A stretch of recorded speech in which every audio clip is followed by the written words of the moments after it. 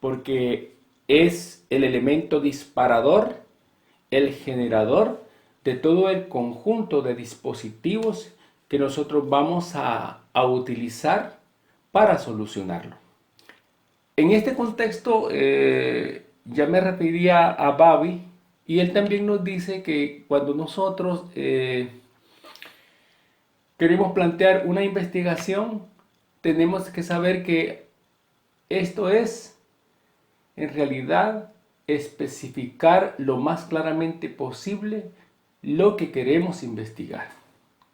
Cuando vamos a iniciar un proceso de investigación, el paso más importante es clarificar lo mejor posible lo que nosotros queremos averiguar.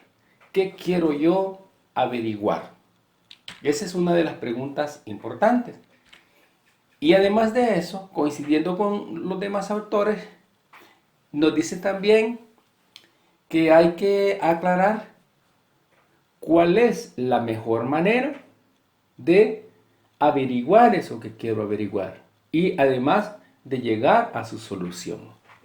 Porque por ser un problema no hay información suficiente que lo solucione, si no, no sería un problema científico de investigación. Toda cuestión que ya esté solucionada, pues entonces no puede formularse de manera científica y no podemos generar conocimiento nuevo sobre lo que ya hay ese conocimiento. Por lo tanto, plantear el problema quiere decir proponer, fijémonos bien en esta palabra, proponer, formular un asunto irresuelto con miras a buscarle una solución. Hay otro autor que nos plantea que un problema de investigación es una especie digamos, de situación que crea cierto desequilibrio, que crea, digamos, una incertidumbre, y esa situación que crea tal incertidumbre no se puede resolver o no se ha podido resolver con el conocimiento disponible, es decir, la ciencia en todo su desarrollo no ha generado los saberes científicos suficientes para solucionar esa situación. Esa es una. O puede ser que el conocimiento disponible no haya propiciado una solución satisfactoria a un problema. En términos sencillos, esto quiere decir que nosotros podemos abordar un problema científico que sea totalmente nuevo o un problema científico que ya haya sido abordado, pero que las soluciones que hay no sean satisfactorias. Vamos a poner el ejemplo que tanto nos está dando lata a nosotros en esta situación y por la que estamos pues intentando resolver de forma virtual este curso que comenzó siendo 100% presencial y ahora va a ser pues 100% virtual hasta que la situación de emergencia pase. El ejemplo concreto que le voy a poner es el del famoso coronavirus o COVID-19 o COVID-19 como le dicen los expertos en la materia. Entonces creo que en diciembre de 2019 surge el primer contagio. Sobre eso se han creado leyendas, como por ejemplo que alguien en Wuhan, China, se comió una sopa de murciélago, etcétera, etcétera, etcétera. Otros están diciendo que los gringos fueron a contaminar China con un virus creado específicamente para crear toda una especulación económica y justificar no sé qué cosas. Pero el punto es que surge un problema que se va desarrollando, se va convirtiendo en un problema bastante grave hasta que hace poco lo convirtieron en una pandemia mundial. Y el problema es que no existe hasta este momento una forma de controlarlo o una forma de eliminarlo para que no sea una amenaza. Y hay mucha gente que está muriendo. Entonces, ese es un problema nuevo, porque, porque no existe ni el conocimiento suficiente, ni el desarrollo tecnológico suficiente, y probablemente ni los antibióticos que tenga la humanidad puedan ser suficientes para controlar ese virus. Ese es un problema, y quien llegue a encontrar una solución a ese problema, pues entonces se va a hacer famoso porque va a solucionar, va a crear información nueva.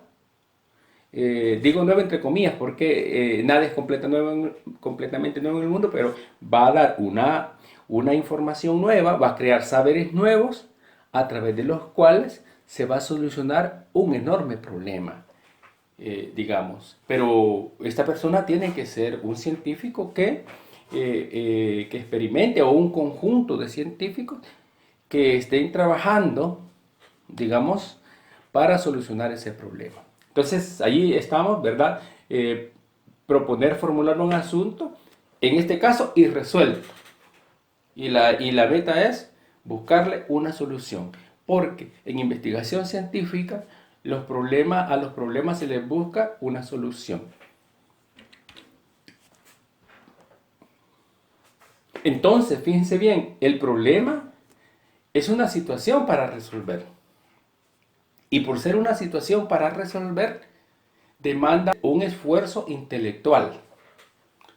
No es posible que nosotros solucionemos un problema o investiguemos un problema durmiendo. Demanda un esfuerzo intelectual. Segundo, un esfuerzo de creatividad. Por mucho tiempo se ha pensado que solo podemos solucionar los problemas con pura técnica y puro conocimiento intelectual y de una manera, digamos, bastante mecánica. Hay una especie de mecanicismo en esto de la investigación, y no se habla mucho de que existe una íntima vinculación entre la investigación científica y la creatividad.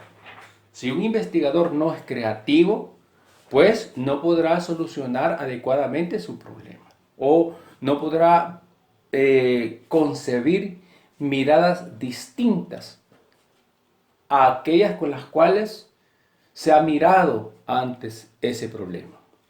También debe tener un compromiso.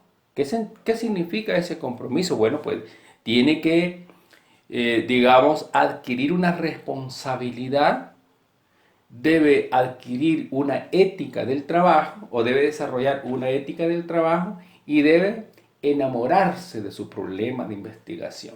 Y en esto va una parte ciertamente emocional de la investigación científica. No es solamente puramente pura ciencia, puro conocimiento y nada de sentimientos. En realidad, el investigador científico o el científico tiene que enamorarse de lo que hace. Y en este caso, tiene que comprometerse y enamorarse y pegarse mucho de su problema de investigación.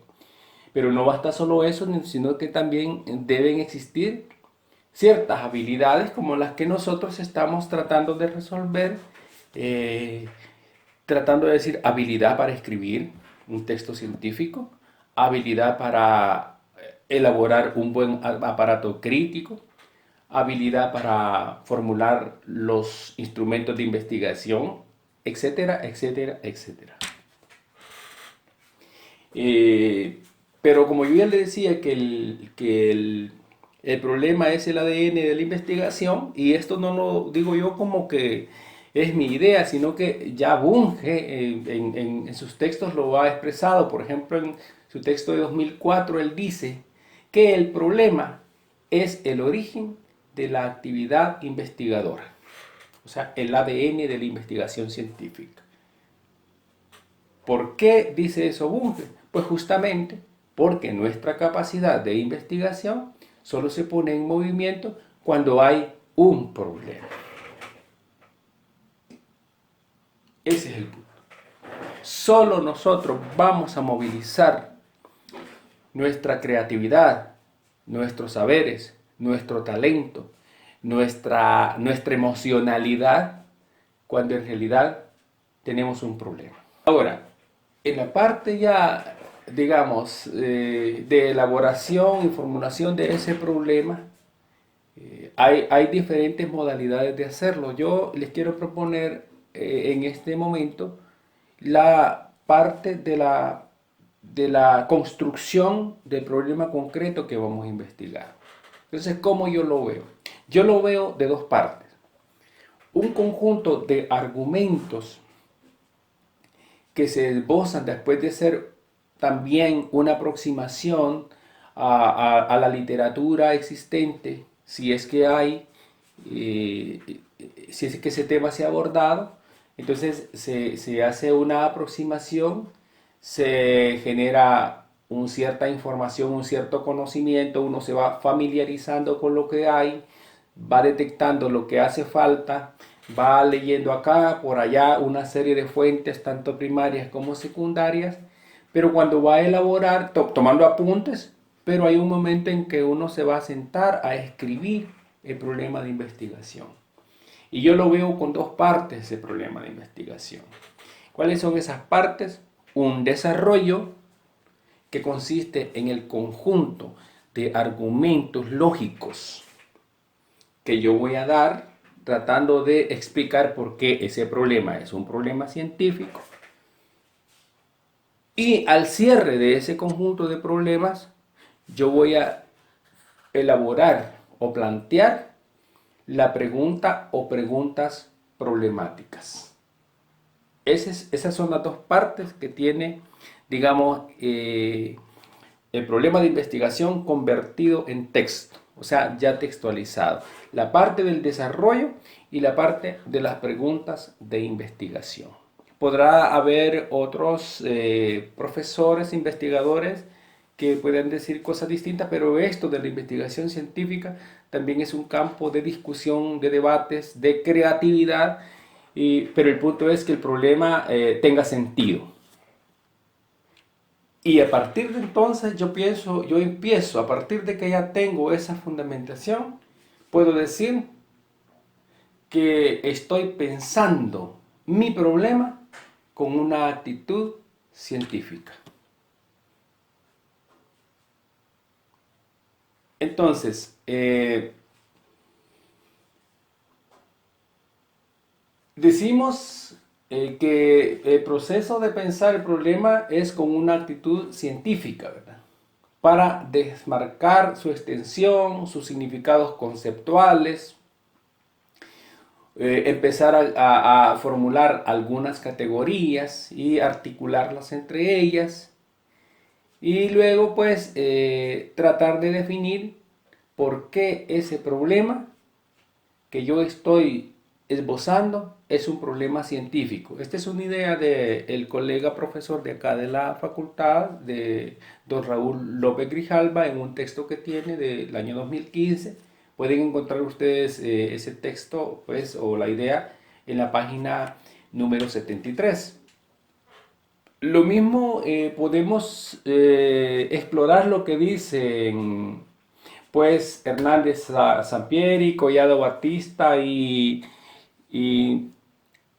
el otro autor que no recuerdo en este momento cómo se llama.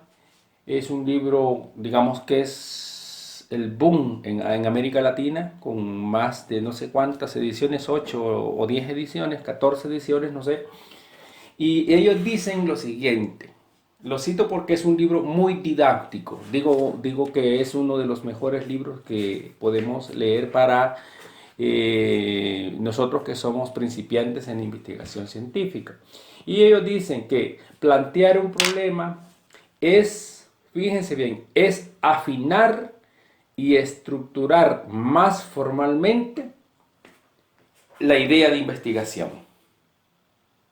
Entonces, estamos hablando de una necesidad de refinamiento de nuestras ideas de investigación. Y no solo de refinamiento, sino que darle una mejor estructura a esa idea.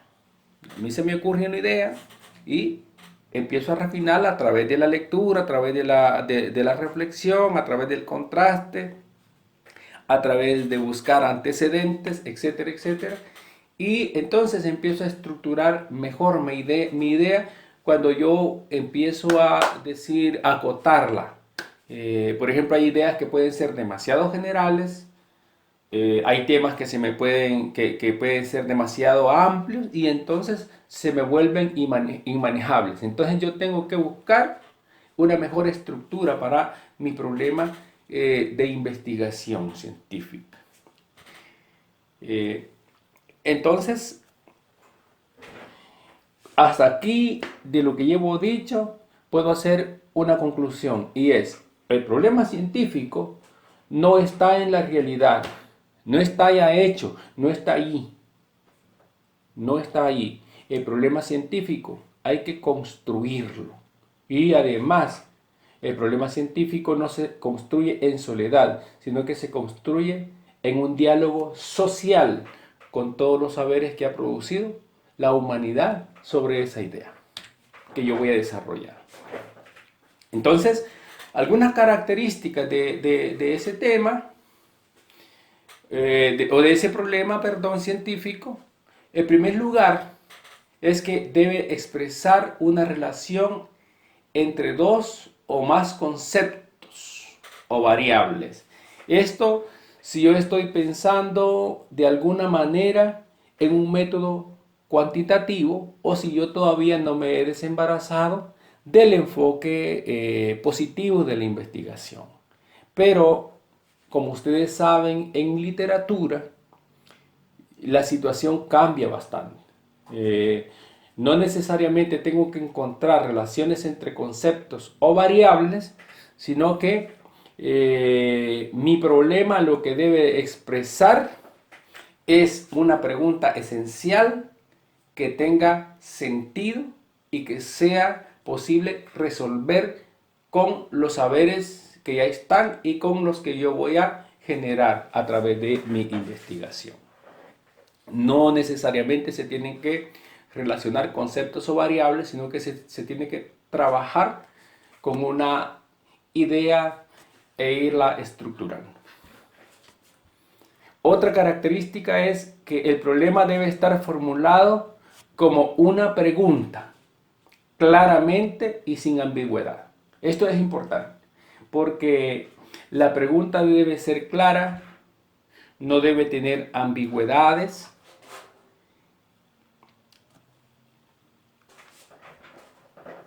Y además de no tener ambigüedades, tiene que ser una pregunta que nos anuncie que es posible encontrarle una respuesta. Pero también, según otros desarrollos, y eso me voy remitiendo a la doctora Mirta Leiva, quien a su vez se ha basado en autores como estos que ya cité de metodología, que son Gastón Pérez, García Batista, Nocedo de León y García Inza. La doctora Mirta Leiva, que es profesora de nuestro doctorado en educación, ella plantea que no necesariamente tiene que ser una pregunta, sino que también puede estar expresado como idea a defender. Y eso es bien importante y yo creo que es una propuesta también importante que debemos tomar nosotros en cuenta. No necesariamente tiene que estar formulada en forma de pregunta, sino que puede ser planteada en forma de idea a defender. La tercera característica del problema es que debe implicar la posibilidad de realizar una prueba empírica. Es decir, como dice algún autor, la factibilidad de observarse en la realidad única y objetiva. Por ejemplo, si alguien piensa estudiar cuán sublime es el alma de los adolescentes, está planteando un problema que no puede probarse empíricamente, pues lo sublime y el alma no son observables. Esto lo dicen también Batista y otros en el libro ya famoso que yo les he citado. Sin embargo, quiero hacer también una observación a esta característica. no necesariamente debe implicar la posibilidad de una prueba empírica. Eso es importante que explique yo mi punto de vista, digamos, personal sobre esto. En el caso de la literatura, cuando nosotros hacemos crítica literaria, no podemos remitirnos a pruebas empíricas. Yo no puedo probar, para decir algo, la existencia del Quijote, la existencia física del Quijote. Yo no puedo probar algo sobre, digamos, los sentimientos del Quijote, o si yo soy feminista, yo no puedo probar el sentido machista del Quijote como hombre. Entonces no puedo dar pruebas empíricas en el sentido de lo que popularmente en El Salvador o de lo que técnicamente en El Salvador se entiende como prueba empírica. O sea, datos de la realidad. Porque en literatura nosotros operamos con categorías y con unos argumentos que los probamos con evidencia textual. Cuando yo hago un análisis literario, yo critico una obra literaria y yo voy a establecer unos argumentos a los que yo he arribado a partir de la crítica de esa obra. Entonces yo voy a probar lo que estoy diciendo, lo voy a verificar con una pista textual que he tomado de mi lectura. Eso es lo que yo le puedo decir por el momento sobre esta cuestión, ¿verdad? De la prueba empírica. Y sí estoy de acuerdo con el hecho de que debemos estudiar problemas que tengan alguna solución. Hasta este momento yo les he explicado algunas cuestiones y quiero decir lo que también tenemos que tomar en cuenta. Una cuarta característica es que nuestro planteamiento del problema debe tener sentido, es decir, debe tener lógica. Hasta acá tenemos nosotros este planteamiento y espero en la próxima clase hacer algún ejercicio de ver y analizar un problema de investigación. Quiero decirle a todos ustedes que en el ejercicio que hicimos el último día de clases, que fue el día miércoles, en forma presencial, fue nuestro hasta hoy último encuentro presencial. Estuvo muy interesante escucharlos a ustedes porque esto que les acabo de decir se me refresca porque todos hablaron de una idea que tenían, todos y todas. Algunos de ustedes ya tenían una idea bastante bien concebida y otros tenían una idea más o menos vaga y otros tenían la idea digamos que en ese momento la sacaron ahí, pero algo tenían que decir y lo dijeron. Todo eso es legítimo, es válido, es natural, pero además es característico de nosotros porque no tenemos una cultura de rigor científico y además una cultura de la lectura, porque yo encontré también y me pareció no sorprendente, sino que normal en lo que yo conozco, pero me pareció que es una actitud que no es una actitud científica todavía, pero el hecho de que nadie hubiese leído la obra literaria o las obras literarias sobre las cuales quiere trabajar un problema científico es sintomático, porque si uno no lee, si uno no indaga, si uno no busca, si uno no revisa, si uno no se va para la biblioteca, si uno no se va para internet, para las bases de datos, si uno no es pega de la información, si uno no está dispuesto a sacrificar una serie de situaciones de comodidad, digámoslo entre comillas, me refiero a la comodidad como en sentido de acomodamiento, la información no nos va a llegar. Por lo tanto, yo les hago un llamado a ustedes, a la conciencia, para que sí se pongan a leer y se pongan a leer en serio para plantear su problema de investigación. Eso es clave y yo les aliento para que hagan tales actividades.